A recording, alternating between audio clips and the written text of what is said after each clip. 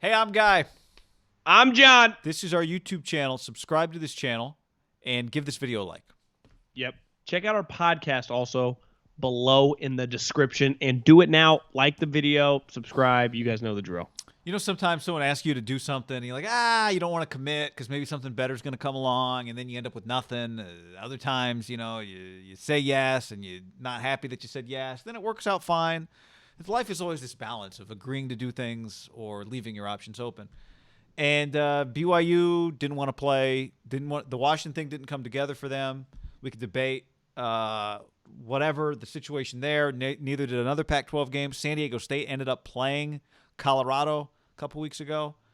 But this time BYU jumped at the chance. They had an open week. Coastal Carolina's game with Liberty got canceled because of Liberty. College game day just happened to be going to Coastal Carolina, Myrtle Beach, maybe. Probably pretty. Is that where Dustin Johnson went to school? I mean, it's a pretty sweet school. And I learned Josh Norman is a Chanticleer. Remember, it's where the guy from like TD Ameritrade coached for a few years. Yeah. I think the coach they have now is killing it too. The coach they got now is clearly think a little outside the box there. And Myrtle Beach, if I was going to play golf, like that wouldn't be a bad place to play golf, right?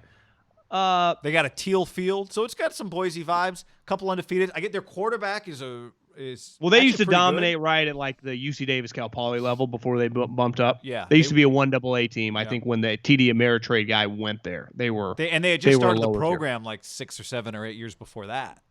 Yeah, with a coach who had some success. But yeah, I mean they are top 15 in defense in the country. They're kind of in the same boat. Now, BYU, I think, is top 4 in offense and in defense, beating people by 33 points a game. I was watching Joel Klatt on Tuesday or Wednesday. He thinks they're getting a lot of disrespect. He does, and I disagree a little with him about how much disrespect they're getting because, one of his points is no one will play him. True or false, and this year you would say it's true, but it doesn't change what their schedule is. Right. Well, didn't they have to dramatically change their schedule when the Power Fives weren't going to play out of conference games, right? Because their schedule is so heavily Power Five, right? Like they do every year. I never push back on BYU that they're afraid to play people. You turn them on every year. They're playing Notre Dame. They're playing SC. They played 5 Pac-12 teams last year. Yeah, they are by any means wussies. This is a Mormon podcast. Wussies. Right? You never, we're getting a lot of BYU. Oh, you said maybe we're on the Cougar message board. You never know. Wussies. We love you guys. That is not the case. They are not scared. Because I would say Boise, I guess, let me push back. They're not independent, so it's easier for BYU, right, to make just a weird schedule. Boise only has a couple games beside the Mountain West. And in fairness to Boise, historically, they've always played big power teams. And one of the games they have from a contractual standpoint is BYU, right? They played that game this year because it's in their Boise played one less Mountain West game, so they could play that ESPN contract. I think it's. I got no issue with BYU, but the schedule this year is the schedule on Fox, and I'm not blaming anyone for it. But that was the cards and the way it played out, and I think the crappy part for this BYU team is. I've been watching BYU pretty closely, for a couple decades. Feels like one of their better teams, and a huge part of that is they might have a top 5 quarterback. Anytime you have a top 5 quarterback and your team's really good, you're like, this would be the year. Because you would have said normally, if they would have played just the Washingtons, the Boise's, and their schedule would have been good, they would have had a legitimate gripe, probably, and in the mix to win the playoffs, assuming they ran the table, right? Yeah, I was reading Stuart Mandel's mailbag. Remember they played BYU or they played SC a couple years ago with Clay and kind of worked them. Like they've been good for a while. This guy's good, Solani. He's just a good coach. Kalani Sitake, yeah. Kalani Sitake. I combined it. Solani. I love what he said too. The first CFP when he came out and he was like, "Look, we're not afraid of anybody, and no one else is afraid either. This isn't about being afraid. Like we want to play the game." But somebody said to Stuart Mandel, "What if BYU was say 7-2? They'd beaten who they'd beaten. They had Georgia's losses. Like they had gotten their butt kicked twice by an SEC team. Where would they be ranked? Because Georgia's in the top 10, right?" And Stewart was like, "Yeah, they might not even be in the top 25 if they had that resume." So there's definitely some preconceived, and that's where what I was going to say about Klatt is one thing he's given him a lot of credit for, and I think a lot of people do, and I do too, is I don't know how to look at your games and say you would have played if you had played Washington, the score could have been. Like, we can play that game, but we don't really know. But I watch Zach Wilson, and I know this. Like, they've got a star quarterback. And that was kind of Joel's point. Don't you think it hurts them that he became a star this year? If he had been a 2-year running, I think they might get a little bit more of the benefit of the doubt. Yes, like, if he got, yes. He is. But I think if you've been watching him, the other day, I saw a mock draft, he was 2. Yeah, well, that's not where he was coming into the year. Well, I know. Right. If he had been, coming into the season. Trevor Lawrence. Let's just say not even that. Just talked about, like, Trey Lance, like, just a lot of off-season buzz. I think people would go, I want to see a top 2 quarterback in the dance. But I think when it happens late and you're not a LSU schedule, you fight this uphill battle, especially this year. It kind of screwed them. Because I do think that if Zach Wilson had been Zach Wilson last year and carried it into this year, I think more people would be pushing them. Like, just give me the kid against whoever. No, I agree. I'm just saying I do subscribe, even though I don't totally their schedule is their schedule, whether that's what they wanted or not. So that's not. I would disagree. They had other people on it. Yeah. Well, that's true. This is not what they want. But I'm just saying, like, I can't. I do have to evaluate you with this schedule that you've played. Exactly. That's my ultimate point on them, where I say, well, you can't be that mad when this is who you played, even though you didn't choose to play these people. Yeah, but I do watch this quarterback and think he could hang with anybody out there. So, that's now. Here's the thing: Coastal. I want Coastal to be good. I just like Coastal. I like saying Coastal, like their colors, teal field. But Coastal, it's not like their resume is sparkling this year. But they clearly, if you're that good, you probably got some NFL guys. I think they're highly thought of. This is a game like Boise was. Adam Peters, 49ers, went to that game when they played Boise. Because immediately you go, hey, we got to go see this kid a couple weeks in. Like, these guys got. And they got NFL. other guys. They always have, right? Yeah, so you go, Fred okay, Warner, what's the best game to see both? You'd circle Boise State. Would really be the only game on the schedule you would have circled. To me, this game, I don't know if people are going to fly there and who even knows with the fan stuff, but I think this is an immediate game where everyone's paying attention. Yeah. And he's really only had one of those. So, like North Alabama, it's just like, what the question everyone's asking is like, who are they going to play in the bowl game and is he eligible for the Senior Bowl? That's like what people are asking. But to me, the moment this happened, and in fairness, like, it's a late pivot for Coastal because Coastal was supposed to play Liberty. Maybe BYU had an idea Monday, Tuesday, so they can start game planning. So he's not totally like out of the blue like Cal and UCLA. You just play the next day. I did see, I think Sataki said that Tom Homo, the AD, told him, like, we are playing somebody this week. I don't know who, but get ready. Keep we're the playing boys somebody. ready. Well, see, I appreciate that. Like, I do think they realize one underrated part about BYU, they take their athletics very seriously. They have been really good in football and basketball for, me and you are in our mid-30s. I'd say most of our life. Like, they're never just like, oh, they suck. That ain't the case. Remember when we went to the Kawhi Jimmer Mountain West game in Vegas? It was awesome. But I'd say consistently their football team is just, Bronco had them really good for a long time. And this guy now is doing a really good job. But it's just, I just know as a program, they're always going to be good. And they're always going to be in the mix to win 9 to 11 games. I think, though, you look at yourself a little differently when you go, we might have the best quarterback in our program's history. History. Steve Young? They had Ty Detmer won the Heisman and Steve Young. Modern history, right, of the last 20 years. Excuse me, Steve. I didn't mean that. But, it's just, this guy's pretty special. For most people in the program, that weren't, around in 82 and 81 or 85. This is a big deal to have a top quarterback. It's no different than having Jimmer.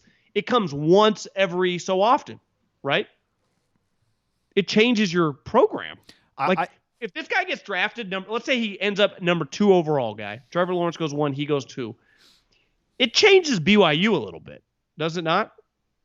It's like, damn, if I'm a quarterback, wouldn't I want to go there? Because you are going to play a lot of teams. It would be one of the biggest moments for their program in a long, long time. Ziggy going 5 was big, but he was kind of a one-year wonder. He was the guy. He went to Detroit. College football fans talking about Ziggy outside of the teams he played that year. I didn't think so. How much is Zach Wilson talk is there going to be from January to late April? I mean, it started a month or two ago, right? But I mean, when it really gets intense, because I Yeah. think his conversation is going to be, will he be the number 2 quarterback selected? Because I seen a couple mocks had him too. I'm starting to see some Trey Lance buzz though. Yeah, on my but Twitter okay, feed. but that's where the argument's going to be. Should Trey Lance or Zach Wilson be the number 2 quarterback and not Justin Fields? Yeah. Yeah. And we know Justin Fields is probably the most popular quarterback, just given his team is the most famous team. Oh. And he's just been in the discussion for a while, Georgia and all that. I do think like one of the reasons Cincinnati is ranked where they're ranked, I think part of it is that Cincinnati won 11 games last year. And I do think BYU should get a little bit of a benefit. For me, I do consider your program when I'm evaluating your season. Just like it's all context. It's Alabama's historical context does affect how I look at them in an individual year. What Ohio State has been historically does affect how I look at them in an individual year. And to your point, in individual years, BYU churns out with a consistent basis NFL players, and they consistently play really good schedules and compete. So from that perspective, they should get the benefit of that. Now, even though I don't totally agree with Joe, I wouldn't have them at wherever they are, 13. I think that's too low. I would agree. I remember you said that, and this happened because you're like, I hope they don't get screwed. And when I say screwed, like the New Year's Six day where you see what Cincinnati play BYU, like years ago when TCU played BYU. I wonder if or Boise State. Yeah. Hearing you talk, I wonder if it would be that big of it. Like, I think a lot of NFL people think Cincinnati's got a bunch of NFL players that coach. It wouldn't be a negative for them to go up against that team and that defense. Well, right? They are good. Their coaches, their coach, like Michigan would hire him, Ohio State would hire him. NFL teams might start being interested in the guy. I think it would be pretty. It's not the little engine that could Cincinnati. It could be better because you know how it is in some of these games. If it's not a CFP game. Because then they play Georgia. Florida's Georgia's best not shot. trying. Yeah. Are you getting Florida's best shot? You're getting Cincinnati's best shot. Because you're getting right? That really could end up being the best game from their effort standpoint. Well, just from exactly from and if they are talented. The Florida thing, or just whoever the team that you could potentially play it, like Wisconsin, if you do get their best shot and it doesn't go well for you, it could hurt you. Yeah. Not cripple you, but like if you can't move, like it could be ugly. But then it would be like, well, it's his team.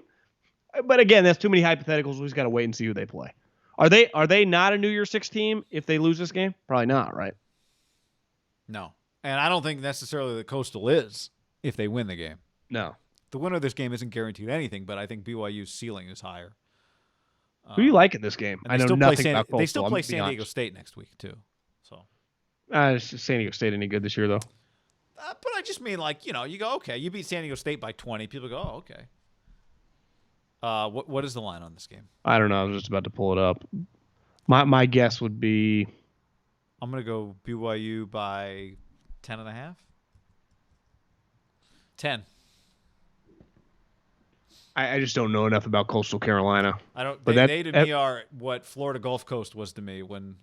That does feel a little high Andy for a game Enfield. that just got put on last minute, and it's at Coastal Carolina. Yeah. But maybe BYU is just legitimately a lot better. I mean, they beat people by 30 points. BYU has multiple wide receivers that average over 18 yards a catch. I saw PFF had the top guy ranked. His name is his last name's Milne, I think. He averages 18.5 a catch. Dax Milne. Yeah, and then Romney's grandson or kid or nephew averages 20 yards a catch. I mean, he has. I don't know if either one of those is drafted, but those guys are being in camps. Milne probably is a draftable guy. I mean, those guys are guys that because I think they're both spend like some time. Romney's like 6'3", right? I don't know. To me, he might be a late round. I mean, both those guys are probably NFL wide receivers. I don't mean necessarily starting on game days, but they've had their careers will end and they'll have played. I was on the Niners for 3 years on the practice, even if you're a practice squad. Like, that's an NFL player. Austin Collie. But that guy was good. Well, yeah. I mean, he was really good. You just told me this guy's averaging 18 yards a catch. Yeah, but I mean, that guy was, I think, like a third or fourth round. Like, that was he even a first round pick? Like, that guy was pretty big time. I don't think. I remember when I was in Philly, we played. we played the Colts, and pretty sure we knocked him out. Well, Got unfortunately, you KO'd. weren't the only ones. He was a fourth round pick. All right. Well, on that note, this game right now, as of this recording, is at 2:30 Pacific on ESPNU with Dustin Fox, Yeah, looking forward to friend it. of the show, on the call.